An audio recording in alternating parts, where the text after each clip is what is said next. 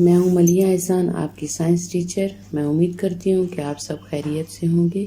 सबसे पहले मैं आपके साथ सिलेबस डिस्कस करूंगी। आपकी टेक्स्ट बुक में टोटल 12 यूनिट्स हैं, इनको हम 2 हाफ्स में डिवाइड करेंगे।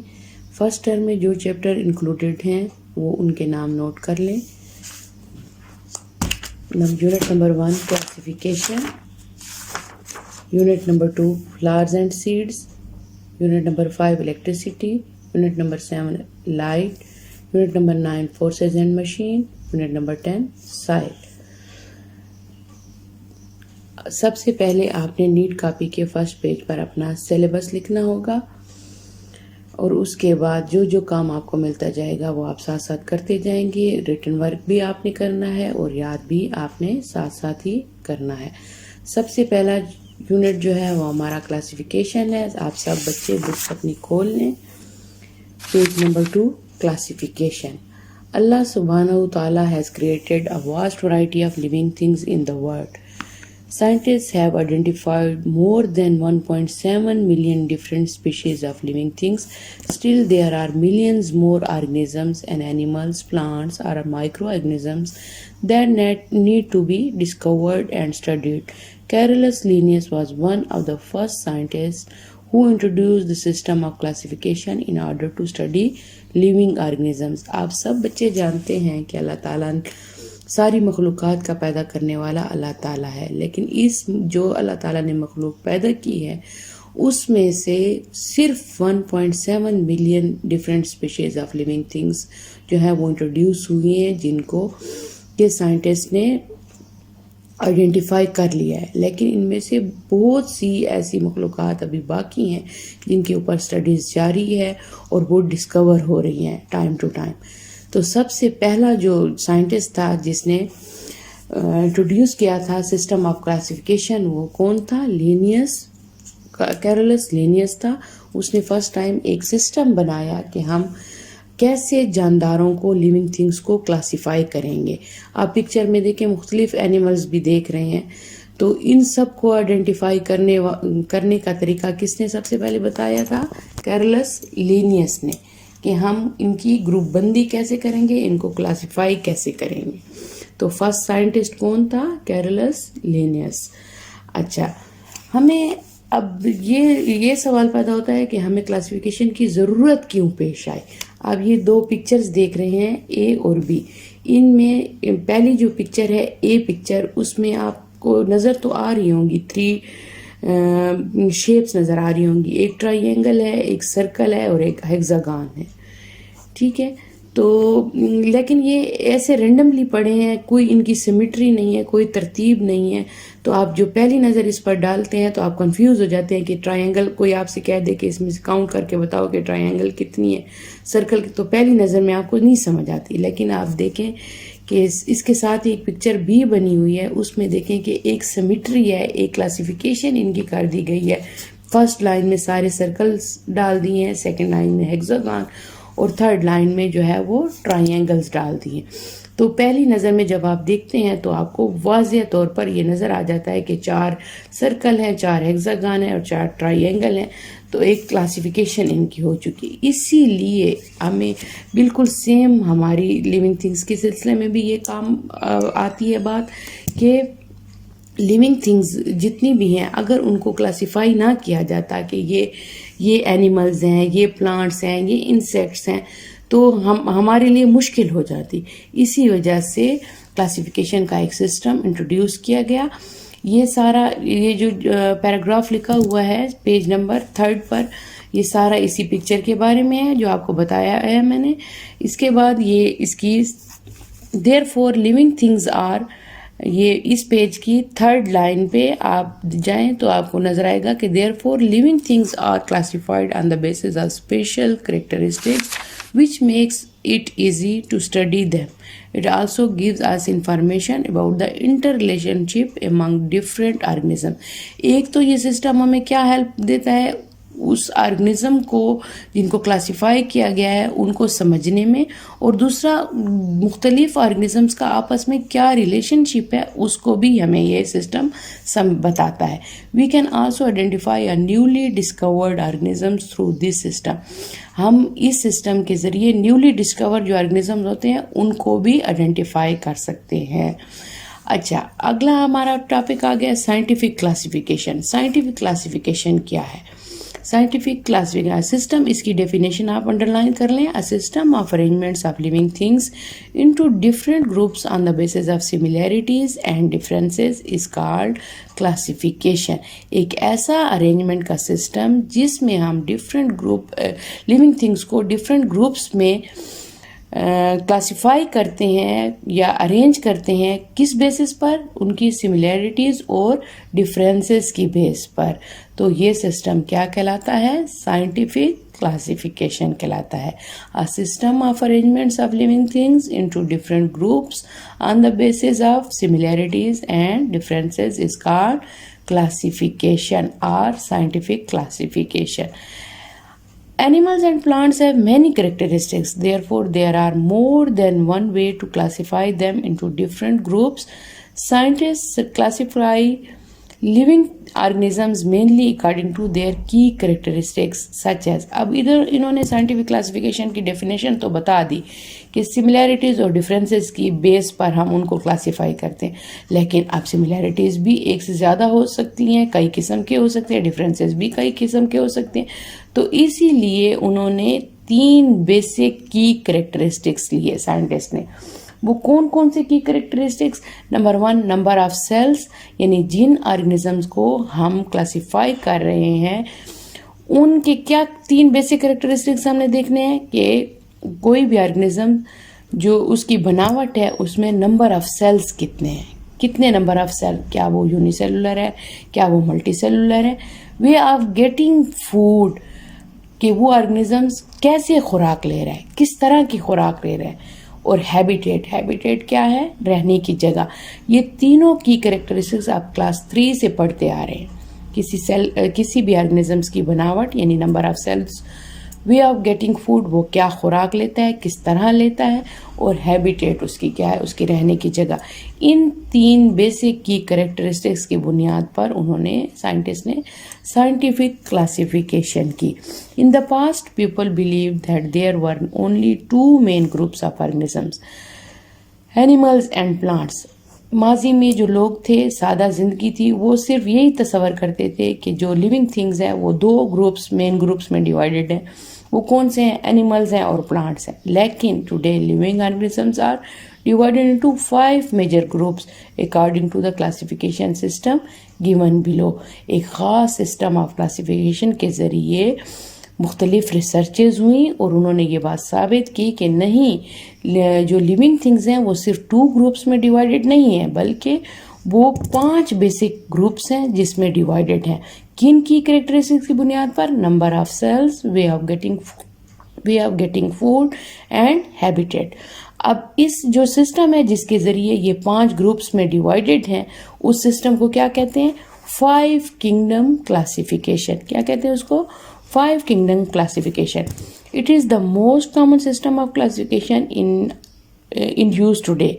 ये सबसे आजकल जो इस्तेमाल होने वाला जो क्लासिफिकेशन का सिस्टम है वो यही है, 5 kingdom classification.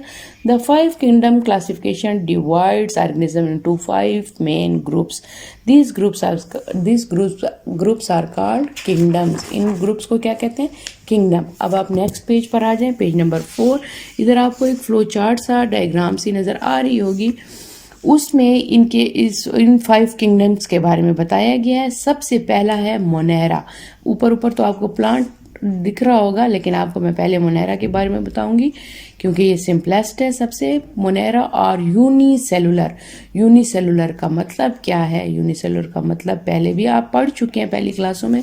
Uni means 1, cellular यानी एक सेल पर जिनकी बॉडी मुश्तमिल है। सिंपलेस्ट, सबसे सिंपलेस्ट लिविंग थिंग क्या? कि जिसकी बॉडी सिर्फ एक सेल पर मुश्तमिल है। यूनिसेलुलर यानी फॉर एग्जांपल बैक्टीरिया।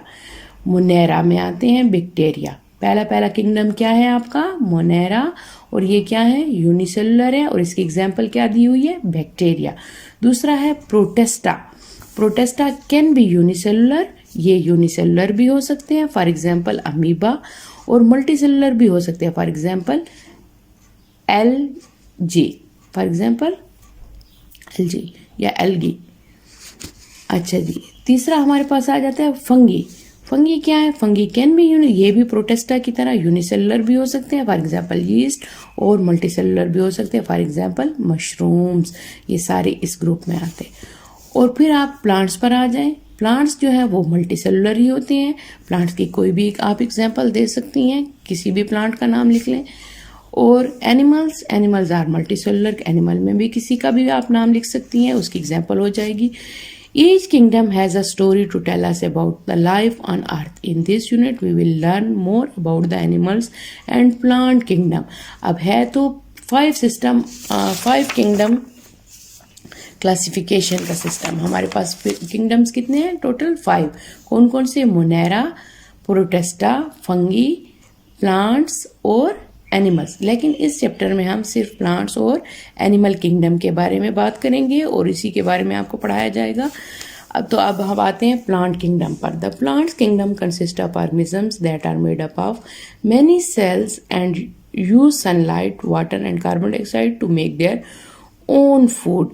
प्लांट्स आप सबको पता है कि अपनी ये इसलिए इनको क्या कहा जाता है, प्रोड्यूसर, क्योंकि ये अपनी खुराक खुद तैयार करते हैं। किसकी मौजूदगी में, सनलाइट, कार्बन डाइऑक्साइड और वाटर की मौजूदगी में ये अपनी खुराक खुद तैयार करते हैं। और जिस प्रोसेस के थ्रू ये खुराक तैयार करते हैं उस प्रोसेस को क्या कहते हैं, फोटोसिंथेसिस का प्रोसेस। ये सब आप पहले पढ़ चुके हैं। Plants have many distinctive features by which they can be classified easily. इनके कुछ खास मखसूस करेक्टरिस्टिक्स होते हैं जिसकी वजह से इनको आसानी से क्लासीफाई कर दिया जा सकता है। The 2 major branches of the plant kingdom are flowering and non-flowering plants. अब हमने पढ़ा है कि तमाम लिविंग थिंग्स को कितने किंगडम में या कितने ग्रुप्स में डिवाइड किया गया है, 5। अब उनमें से हम एक किंगडम के बारे में पढ़ रहे हैं, प्लांट किंगडम। अब इस प्लांट किंगडम की फर्दर डिवीजन है, उसको इस प्लांट किंगडम को कितने ग्रुप्स में फर्दर डिवाइड किया गया है, 2 में। कौन कौन से, फ्लावरिंग प्लांट्स और non flowering plants. Non flowering plants are conifers. इनको नॉन फ्लावरिंग प्लांट्स कहते हैं, या इनका दूसरा नाम क्या है, conifers. Conifers are often large trees. ये बड़े दरख्त होते हैं। They produce seeds but do not have flowers. ये सीड्स तो प्रोड्यूस करते हैं लेकिन फ्लावर्स इनके नहीं होते। Instead they have cones to carry seeds. अब आपको पता है कि सीड्स किसके अंदर होते हैं, फ्लावर्स के अंदर होते हैं, लेकिन चूंकि इनके फ्लावर्स नहीं होते, इनकी कोन्स होती हैं, तो ये अल्लाह ताला ने इनको कोन्स दी हैं जो कि प्रोटेक्ट करती हैं या कैरी करती हैं किसको, सीड्स को। Therefore they are named conifer. इसी वजह से इनको कॉनिफर का नाम दिया गया है। फॉर एग्जाम्पल क्या है, इधर आपको बताया गया नाम, spines, junipers, cedars, spruce and firs are a few examples of conifers. The flowering plants, ये आपको बता दिया कि नॉन फ्लावरिंग प्लांट्स कौन से होते हैं। नॉन फ्लावरिंग प्लांट्स जो होते हैं वो लार्ज ट्रीज होते हैं और इनके पास फ्लावर्स नहीं होते, इनके पास कोन्स होती हैं जो कैरी करती हैं सीड्स को। इसकी एग्जांपल भी आपको दे दी। फ्लावरिंग प्लांट्स अब क्या है, they are the most colourful and diverse sub branch of the plant kingdom. ये बहुत कलरफुल होते हैं क्योंकि इनके पास क्या है, फ्लावर्स हैं, और ये ज़्यादा ग्रो करने वाले होते हैं। They range from a small water lily to a large apple tree. ठीक हो गया। They grow flowers to make seeds for reproduction. इनके पास फ्लावर्स होते हैं जो कि सीड्स बनाते हैं, रिप्रोडक्शन के प्रोसेस में फिर ये काम आते हैं। Their seeds are usually enclose in a fruit. उनके सीड्स किस में अनक्लोज होते हैं, बंद होते हैं, फ्रूट के अंदर। ये एप्पल की आपको एग्जांपल दी है, seeds are enclose in the fruit. Scientist classify flowering plants further into 2 groups on the basis of the number of seeds leaves in each plant. Scientist classify करते हैं अब आप देखें कि आप कंफ्यूज नहीं होना आपने। पहले पहले हमने क्या पढ़ा कि लिविंग थिंग्स को कितने ग्रुप्स में डिवाइड किया गया है, कितने किंगडम्स में, 5 किंगडम में। फिर उसके बाद उसमें से 2 हम इस यूनिट में पढ़ रहे हैं, या आपके कोर्स में 2 शामिल हैं। इसमें सबसे पहला हमने क्या पढ़ा, प्लांट किंगडम। प्लांट किंगडम को कितने ग्रुप्स में डिवाइड किया गया है, फ्लावरिंग और नॉन फ्लावरिंग प्लांट। फिर आगे फ्लावरिंग प्लांट्स को फर्दर डिवाइड किया गया है, साइंटिस्ट ने डिवाइड किया है, further divided into 2 groups on the basis of number of seed leaves। एक तो लीव्स होते हैं जो कि आपकी के प्लांट की ब्रांचेस के ऊपर लगते हैं, लेकिन एक और किस्म के भी लीव्स होते हैं जिनको कहते हैं सीड लीव इन ईच प्लांट। सीड लीव्स क्या है, वो लीव्स जैसे कि आप किसी भी प्लांट को उगाने के लिए क्या करते हैं, सबसे पहले सीड को ज़मीन में बोया जाता है, सीड की फिर जर्मिनेशन होती है, यानी उस सीड से एक छोटा सा पत्ता सबसे पहले ग्रो करता है, निकलता है, तो वही लीव क्या कहलाता है, सीड लीव। उसी लीव्स की तादाद की बुनियाद के ऊपर साइंटिस्ट ने क्लासिफाई किया है फ्लावरिंग प्लांट्स को। अ सीड लीव और अ cotyledon is the first leaf to appear from a germinating seed। अब सीड लीव है क्या, अ सीड लीव और अ कार्टिलिडन, यानी सीड लीव का दूसरा नाम क्या है, कार्टिलिडन। वो फर्स्ट लीव है to appear from a germinating seed, जो कि जर्मिनेट होने वाले सीड से या ग्रो करने वाले सीड से सबसे पहले पैदा होता है, उसको कहते हैं सीड लीव या कार्टिलिडन। अब ये जो सीड लीव होते हैं या एक हो सकता है या फिर 2 हो सकते हैं, यानी कार्टिलिडन किसी भी सीड के अंदर एक हो सकता है या फिर 2 हो सकते हैं। अगर एक कार्टिलिडन होगा तो वो सीड क्या कहलाएगा, मोनोकाट, और 2 कार्टिलिडन होंगे तो क्या कहलाएगा, डाइकाट। डाइकार्टिलिडनस सीड और मोनोकार्टिलिडनस सीड। अब ये देखें, इधर एक और माइंड मैप सा बना हुआ है जिसमें डाइकाट और मोनोकाट के बारे में बताया गया है। मोनोकाट्स सीड, उसका सीड कैसा होता है, उसके लीव्स कैसे होते हैं, उसके फ्लावर कैसे होते हैं और उसके एग्जाम्पल क्या है मोनोकाट्स की। फिर डाइकाट्स के सीड कैसे होते हैं, लीव कैसे होते हैं, फ्लावर कैसे होते हैं, एग्जाम्पल भी उसकी दी गई है। तो मोनोकाट के सीड्स कैसे होते हैं, इनका एक कार्टिलिडन होता है इनके सीड के अंदर, और लीव कैसे होते हैं, leaf veins form a parallel pattern, यानी साइड बाय साइड इसकी जो लीव के ऊपर जो वेन्स आपको नजर आती हैं वो पैरेलल होती हैं। फ्लावर पार्ट्स इन 3 और मल्टीपल ऑफ 3, फ्लावर के जो पार्ट्स हैं वो 3 होते हैं या फिर 3 का मल्टीपल होते हैं। और एग्जांपल इसकी क्या है, maize, grass, rice and sugar cane. Maize का सीड लें आप, जो आप छली खाते हैं उसके एक सीड को लें और आप उसके ऊपर जो ट्रांसपेरेंट सा एक ऐसे छिलका सा होता है उसको हटा कर देखें तो वो 2 में डिवाइड नहीं होगा हिस्सों में, बल्कि वो एक ही रहता है। इस तरह ग्रास का भी होता है। राइस आपने देखे हुए हैं, राइस को आप देखें तो वो बिल्कुल एक ही उसका हिस्सा नजर आता है, 2 पार्ट में वो डिवाइड नहीं हो सकता। इसी तरह आप लोबिया कभी आपने खाया है तो उसको देखें, लोबिया के सीड को आप हाथ में पकड़ कर देखें, ब्राउनिश कलर का उसके ऊपर सीड कोट होता है, जिसको उसको उतार कर देखें तो उसके अंदर से आपको 2 वाइट कलर के इससे पार्ट्स नजर आएंगे, वही कार्टिलिडन है, उसके पास 2 कार्टिलिडन होते हैं। इसी तरह टोमेटो और रोज के केस, एप्पल के सीड को आप देखें तो उसमें भी ऐसा ही होता है, तो ये डाइकाट सीड है। अच्छा, डाइकाट के सीड कैसे होते हैं, डाइकाट प्लांट की सीड कैसे होते हैं, 2 कार्टिलिडनस होते हैं in a seed, 2 cotyledons in a seed, leaf veins form a net pattern. इसके जो लीफ के ऊपर जो वेन्स जारी होती हैं वो कैसा पैटर्न बनाती हैं, एक जाल की शक्ल का, और उनके लीफ के ऊपर जो वेन्स होती हैं वो कैसे बनती है, मोनोकाट पर पैरेलल पैटर्न बनाती हैं। फ्लावर पार्ट्स इन 4 और 5 and their multiple. Flower parts जो होते हैं वो या 4 होंगे या 5 होंगे या फिर इनका 4 का मल्टीपल या 5 का मल्टीपल होंगे। इसकी एग्जांपल आपको क्या दी है, tomato, rose, apple, gram and bean. अच्छा, नेक्स्ट पेज पर अब आप आ जाएं तो इधर फिर आपको एक माइंड मैप नज़र आ रहा है। इसमें क्या है, प्लांट्स को डिवाइड, यानी किंगडम प्लांट की बात हो रही है, उसको डिवाइड किया है नॉन फ्लावरिंग और फ्लावरिंग। नॉन फ्लावरिंग क्या है, कोनिफर्स हैं, उसका दूसरा नाम ही कोनिफर्स है। फ्लावरिंग में क्या आते हैं, 1 कार्टिलिडन वाले और 2 कार्टिलिडन वाले। 1 कार्टिलिडन वालों को क्या कहते हैं, मोनोकाट, और 2 कार्टिलिडन वालों को क्या कहते हैं, डाइकाट। मोनोकाट के नीचे एक और लाइन खींचकर आप इसकी एग्जाम्पल लिख सकते हैं, और डाइकाट की भी आप क्या लिख सकते हैं, एग्जाम्पल लिख सकते हैं। कोनिफर्स में भी एक एग्जाम्पल आप लिख सकते हैं, इसका एक एक पॉइंट बढ़ जाएगा। द एनिमल किंगडम, अच्छा, इसके बाद हम किसके बारे में, अभी फर्स्ट हमने क्या पढ़ा, प्लांट किंगडम। अब सेकंड हमारे पास क्या है, animal kingdom.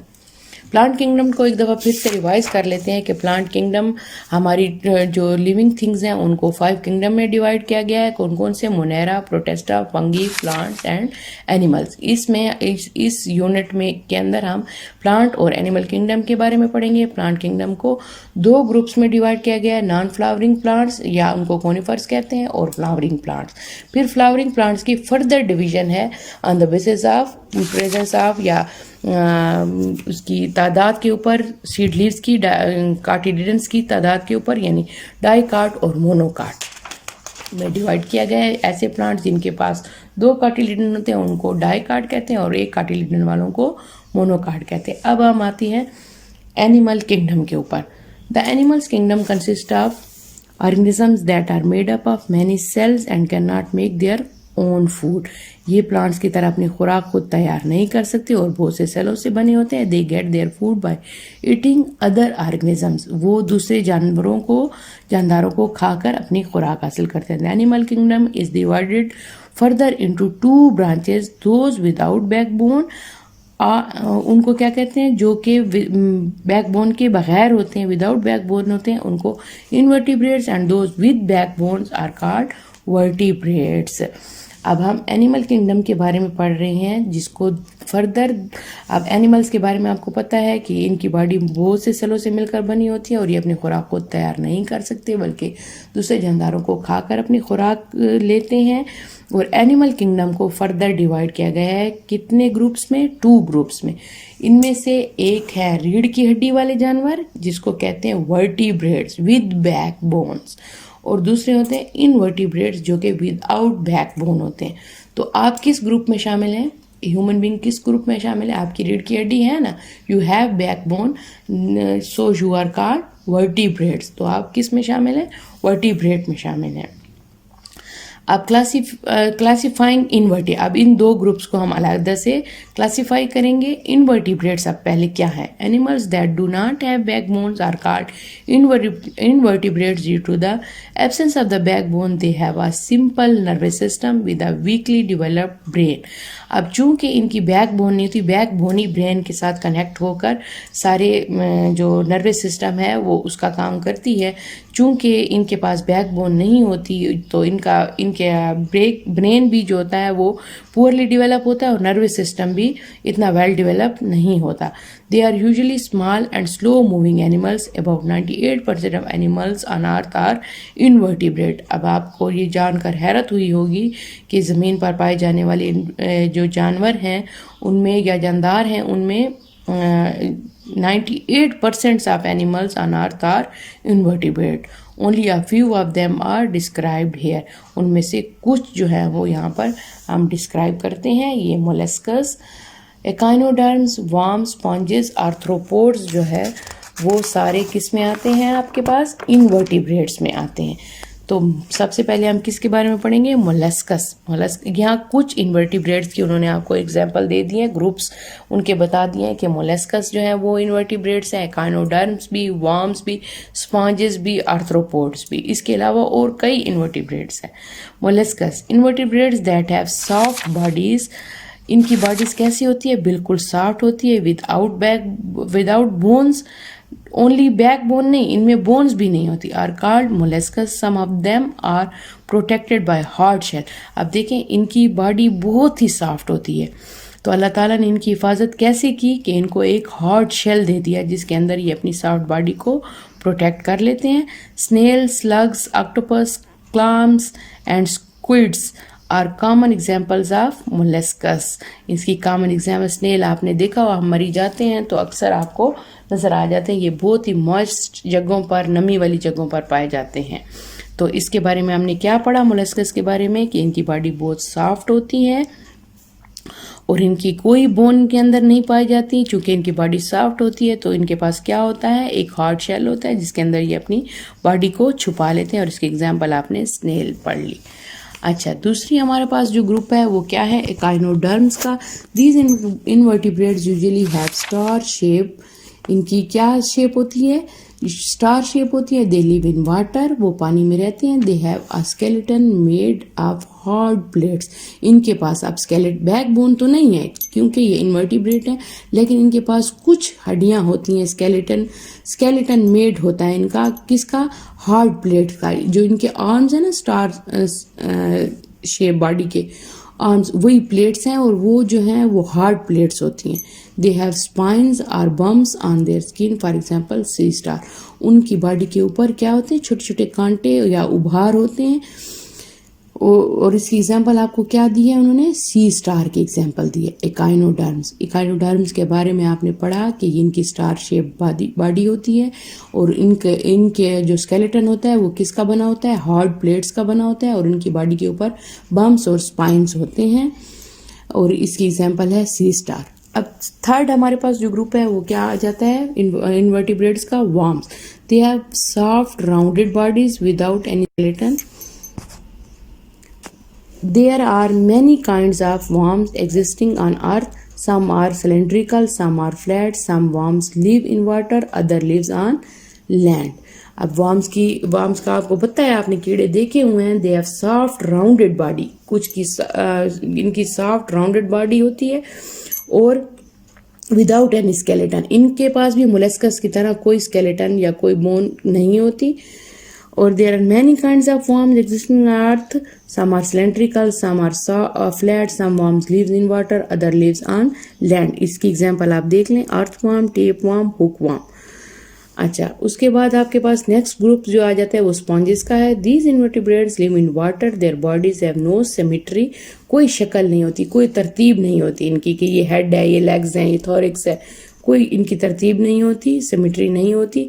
They attach themselves to rocks and can not move around. वो अपने आप को किसके साथ जोड़ देते हैं, रॉक्स के साथ चिपक जाते हैं और मूव नहीं कर सकते। They have pores to get nutrients and food from sea water. उनके पास छोटे छोटे पोर्स होते हैं जो कि खुराक सी वाटर से ले लेते हैं। अब बज़ाहिर आपको चट्टान के साथ जब ये स्पॉन्जेस अटैच होंगी, ऐसे लगेगा जैसे कि कोई प्लांट की ग्रो कर रहा है, प्लांट साथ लगा हुआ है, उसके चिपका हुआ, लेकिन वो होते क्या है, स्पॉन्जेस हैं, और ये इनवर्टिब्रेट्स में शामिल हैं। फिर हमारे पास नेक्स्ट ग्रुप है arthropod. Arthropods are invertebrates that have jointed legs. Arthropod कैसे होते हैं, उनकी ऐसी लेग्स होती है जो बिल्कुल उनकी बॉडी के साथ अटैच होती हैं। सेगमेंटेड बॉडी होती है, मुख्तलिफ हिस्सों में उनकी बॉडी को हम डिवाइड कर सकते हैं। And hard body coverings called exoskeleton, और उनकी बॉडी की हार्ड कवरिंग होती है, उनकी बॉडी को कवर किया होता है, जिसको हम क्या कहते हैं, exoskeleton. Insects are a major group of arthropods. जितने भी इंसेक्ट्स आते हैं वो आर्थ्रोपोड ग्रुप में शामिल हैं। Insects have 3 pairs of jointed legs. They have 3 body parts. अब आपको बताया ना पहले कि सेगमेंटेड बॉडी का मतलब ही यही है कि उनकी बॉडी को पार्ट्स में डिवाइड किया जा सकता है। जैसे कि क्या 3 बॉडी पार्ट कौन कौन से, हेड, थोरिक्स और एब्डामेन। आप आंट को कंसिडर करें, इंसेक्ट्स में आती है, उसके बॉडी को भी हम 3 रीजन्स में कन्वर्ट कर सकते हैं, तो हेड, थोरिक्स और एब्डामेन। जैसे मॉस्किटो भी है, उसको भी ऐसे ही कर सकते हैं। तो ये आपने एक ग्रुप पढ़ लिया आर्थ्रोपोड्स का, जो कि क्या है, इनवर्टिब्रेट के आपने इधर 1 2 3 4 5 ग्रुप्स के बारे में पढ़ा। मोलस्कस के, एकाइनोडर्म्स, वर्म्स, स्पॉन्जेस और arthropod, they are all invertebrates. अब आप नेक्स्ट पेज पर चले जाएं, पेज नंबर 8, इनवर्टिब्रेट्स। एक आपको माइंड मैप दिया हुआ है। अब इसमें देखें इनवर्टिब्रेट्स हैं, कौन कौन से 2 ग्रुप हैं इसके, विदाउट जॉइंटेड लेग्स और with jointed legs. Without jointed legs को आगे फिर 2 में डिवाइड किया गया है। विदाउट जॉइंटेड लेग्स तो होते हैं, लेकिन इनमें बाज़ के पास शेल होता है और बाज़ के पास शेल नहीं होता। With shell and without shell. अब विद शेल वाले कौन कौन से हैं, वो भी आगे 2 डिवाइड किया है ग्रुप में।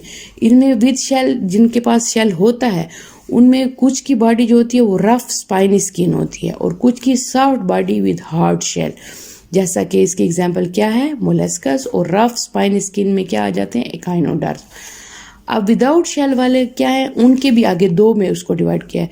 इनमें कुछ ऐसे होते हैं जिनकी सिमेट्रिकल बॉडी होती है, यानी जिसकी बॉडी को की कोई सिमेट्री होती है, कोई शक्ल होती है। और जैसा कि वर्म्स हैं, उनकी बॉडी को 3 सेगमेंट्स में हम डिवाइड कर सकते हैं, हेड, थोरैक्स और एब्डोमेन। और बॉडी विदाउट सिमेट्री, जैसे कि आपने स्पॉन्जेस के बारे में पढ़ा, उनकी कोई शक्ल, कोई तरतीब नहीं होती, वो स्पॉन्जेस हैं। अब विद जॉइंटेड लेग्स में जो इन्वर्टिब्रेट की मेन डिवीजन थी, यानी विदाउट जॉइंटेड लेग और विद जॉइंटेड लेग्स में सिर्फ हमारे पास क्या आए हैं, आर्थ्रोपोड।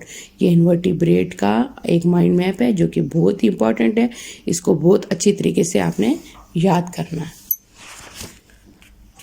अच्छा, आगे नेक्स्ट हमारे पास जो टॉपिक आ गया है वो है क्लासिफाइंग वर्टिब्रेट्स।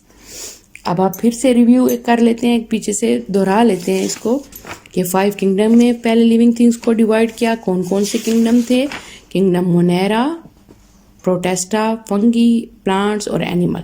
प्लांट किंगडम को के बारे में हमने पढ़ा, उसको 2 ग्रुप्स में डिवाइड किया गया है, फ्लावरिंग प्लांट और नॉन फ्लावरिंग प्लांट्स। और फिर फ्लावरिंग प्लांट्स को 2 मजीद ग्रुप में डिवाइड किया गया, किस बेस पर, कार्टिलिडेंस की बेस पर, मोनोकाट और डाइटकाट में। फिर हमने एनिमल्स के बारे में पढ़ा, एनिमल्स की क्लासिफिकेशन 2 ग्रुप्स में है मेन, कौन कौन से, वर्टिब्रेट्स और इनवर्टिब्रेट्स। फिर इनवर्टिब्रेट्स के बारे में हमने सबसे पहले पढ़ा कि वो जो होते हैं वो बैकबोन के बगैर होते हैं, और उसमें हमने मोलस्कस, एकाइनोडर्म्स, वर्म्स, स्पॉन्जेस और आर्थ्रोपोड के बारे में पढ़ा। अब हम क्लासिफाई करेंगे किसको, वर्टिब्रेट्स को। Animals with an internal skeleton and backbone are called vertebrates.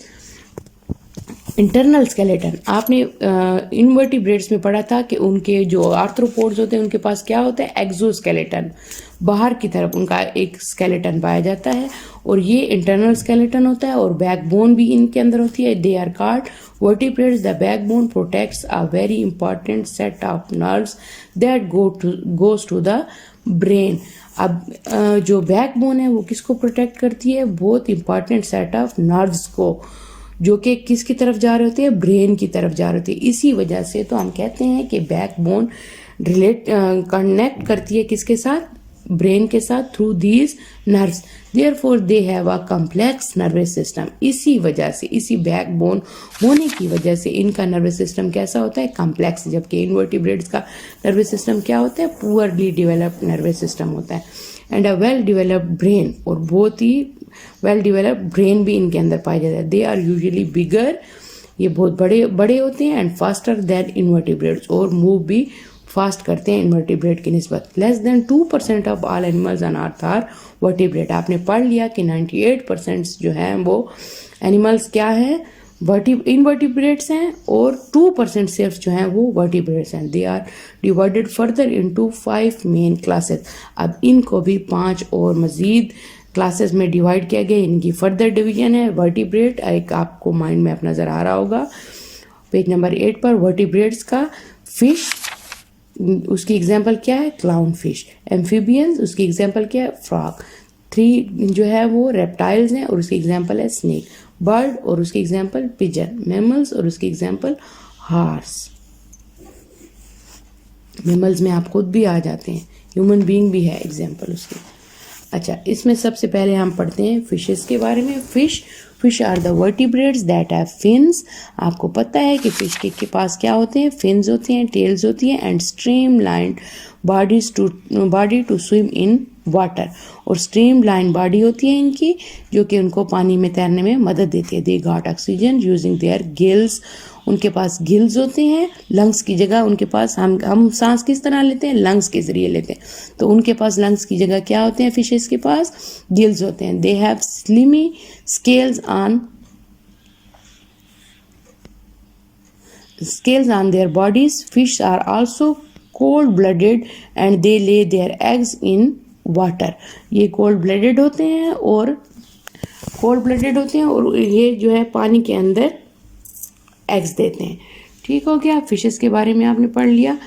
Amphibians have moist skin without scales, उनकी स्किन कैसे होती है, नमी वाली होती है, और स्केल्स इनके ऊपर, फिशेस के ऊपर जैसे स्केल होते हैं, इन फ्रॉग्स के ऊपर स्केल्स नहीं होते हैं। एंड हैव लंग्स, अब उनके फिशेस के पास क्या था सांस लेने के लिए, गिल्स थे, और इनके पास, फ्रॉग्स के पास क्या है, लंग्स हैं, that help them to breathe on land, they lay eggs. लेकिन फ्रॉग की एक स्पेशलिटी ये भी है कि जब ये पानी में होते हैं तो ये